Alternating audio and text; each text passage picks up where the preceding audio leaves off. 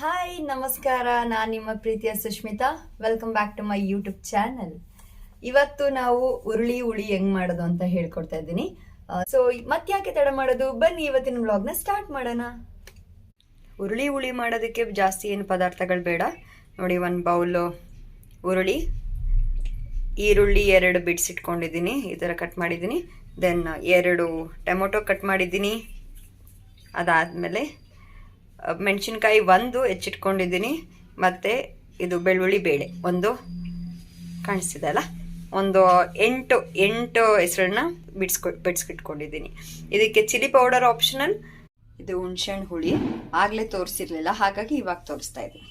ಮೊದಲಿಗೆ ಬಾಣಲಿನ ಇಟ್ಬಿಟ್ಟು ಅದು ಚೆನ್ನಾಗಿ ಕಾದ್ಮೇಲೆ ನೋಡಿ ಹುರುಳಿಕಾಳನ್ನ ಇವಾಗ ಹುರ್ಕೊತಾ ಇದ್ದೀನಿ.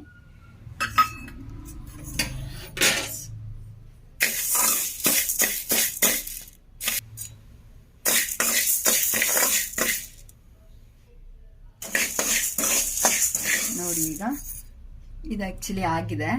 ಇಷ್ಟೇ ಸಾಕು, ತುಂಬ ಜಾಸ್ತಿ ಹುರ್ಕೊಂಡ್ರೆ ಅದು ಸೀದೋಗುತ್ತೆ. ಫಸ್ಟ್ಲಿ ಕಡಾಯಿ ಇಟ್ಬಿಟ್ಟು ಅದಕ್ಕೆ 2 ಸ್ಪೂನ್ ಎಣ್ಣೆ ಹಾಕ್ಬಿಟ್ಟು ಅದು ಕಾಯೋದಕ್ಕೆ ಅಂತ ಬಿಡಬೇಕು. ಇಲ್ಲಿಗೆ ಸಾಸಿವೆ,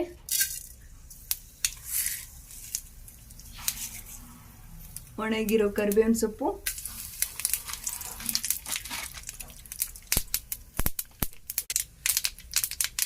ಬೆಳ್ಳುಳ್ಳಿ,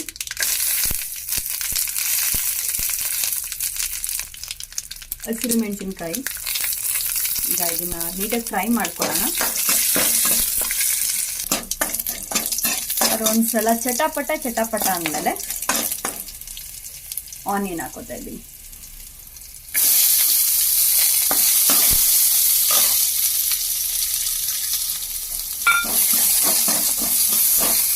ಆನಿಯನ್ ಬ್ರೌನ್ ಕಲರ್ ಆಗೋ ತನಕ ಚೆನ್ನಾಗಿ ಹುರ್ಕೋಬೇಕು.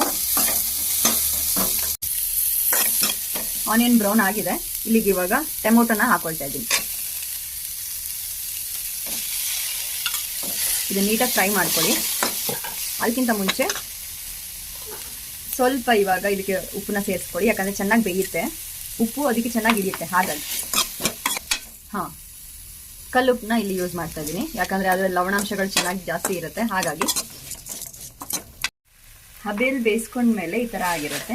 ಸೊ ಇದಕ್ಕೆ ಚಿಟಿಕೆ ಅರಿಶಿನ ಹಾಕೊಳ್ಳೋಣ.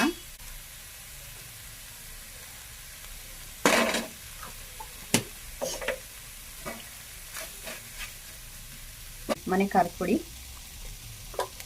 1 ಸ್ಪೂನ್ ಆ್ಯಡ್ ಮಾಡ್ಕೊಂಡಿದ್ದೀನಿ. ಖಾರ ಜಾಸ್ತಿ ಬೇಕು ಅನ್ನೋರಿಗೆ ಖಾರ ಜಾಸ್ತಿ ಹಾಕ್ಕೊಳ್ಳಿ, ಇಲ್ಲ ಖಾರ ಬೇಡ ನಮಗೆ ಸ್ವಲ್ಪ ಲೈಟಾಗಿರಲಿ ಖಾರ ಅಂತ ಅಂದರೆ ನೀವು ಲೈಟಾಗಿ ಹಾಕೋಬೋದು. ನೋಡಿ, ಇಲ್ಲಿಗೆ ಇವಾಗ ಆಗಲೇ ಹುರಿದಿಟ್ಕೊಂಡಿದ್ನಲ್ಲ ಹುರುಳಿಕಾಳನ್ನ ಸೇರಿಸ್ತಾ ಇದ್ದೀನಿ. ನೀಟಾಗಿ ಇದನ್ನ ಮಿಕ್ಸ್ ಮಾಡಬೇಕು.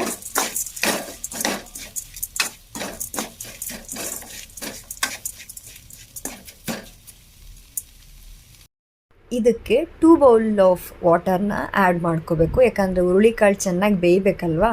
ಹಾಗಾಗಿ ನೀರೆಲ್ಲ ಆ್ಯಡ್ ಮಾಡಿ ಚೆನ್ನಾಗಿ ಕುದಿಸಿದ ಮೇಲೆ ನೋಡಿ, ಇವಾಗ ಈ ಥರ ಆಗಿದೆ. ಕಾಳು ಕೂಡ ಬೆಂದಿದೆ.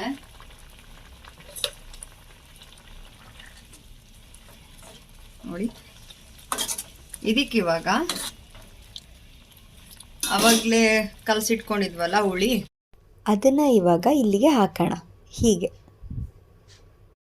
ಇದರಲ್ಲಿ ಸಾಂಬಾರು ಅಷ್ಟೊಂದು ಕಾಣಿಸ್ತಾನೆ ಇಲ್ಲ ಅಲ್ವಾ, ಯಾಕಂದರೆ ನೀರು ಈ ಕಾಳೇನಿದೆ ಅದು ಚೆನ್ನಾಗಿ ಹೀರ್ಕೊಂಡ್ಬಿಟ್ಟಿರುತ್ತೆ ನೀರನ್ನ. ಹಾಗಾಗಿ ನೀರಿನ ಪ್ರಮಾಣ ಏನಿದೆ ಅದು ಕಡಿಮೆ ಆಗಿರುತ್ತೆ. ಇವಾಗ ಇದಕ್ಕೆ ಸ್ವಲ್ಪ 1 ಗ್ಲಾಸ್ ನೀರು ಆ್ಯಡ್ ಮಾಡ್ಕೊಳ್ಳೋಣ. ಇದಕ್ಕೆ ಬೇಕಿದ್ರೆ ನೀವು ಬಿಸಿನೀರು ಕೂಡ ಆ್ಯಡ್ ಮಾಡ್ಕೋಬೋದು, ತೊಂದರೆ ಏನಿಲ್ಲ.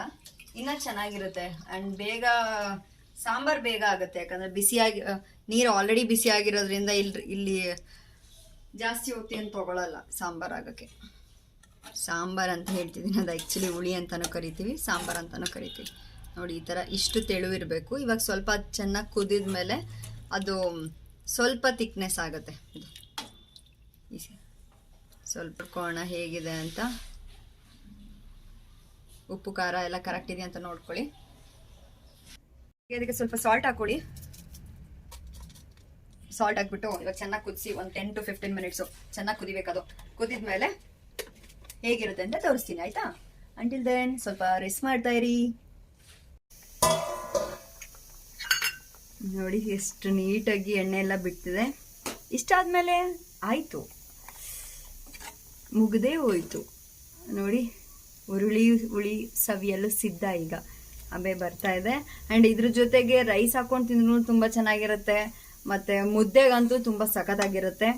ಇನ್ಯಾಕೆ ತಡ ಮಾಡ್ತೀರಾ ನೀವು ಮನೆಯಲ್ಲಿ ಚೆನ್ನಾಗಿ ಮಾಡಿಕೊಂಡು ತಿನ್ನಿ ಅಂತ ಹೇಳ್ತಾ ಹುಳಿ ಹೇಗೆ ಮಾಡೋದು ಅಂತ ನೋಡ್ಕೊಂಬಂದ್ರಿ ಅಲ್ವಾ.